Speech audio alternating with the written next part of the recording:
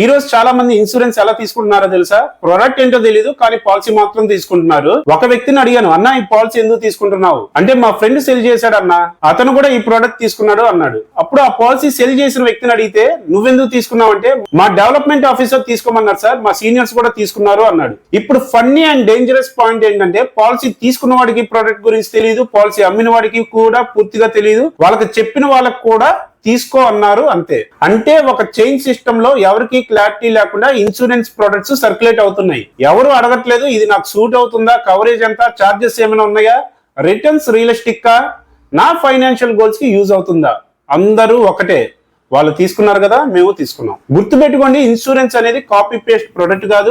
మీ profile, మీ income, మీ responsibility, మీ goals ని బట్టి plan ఉండాలి. లేకపోతే మీ వెల్త్ ని క్రియేట్ చేయరు, మీ మనీని మీరే డ్యామేజ్ చేసుకుంటారు. ఇలాంటి తప్పు మీరు చేయకండి. ఈ వీడియోని ఇన్సూరెన్స్ బ్లైండ్ గా తీసుకున్న వాళ్ళకి ఫార్వర్డ్ చేయండి. Genuine profile based, need based insurance guidance కోసం స్క్రీన్ పైన కనిపిస్తున్న నంబర్ కి వాట్సాప్ చేయండి.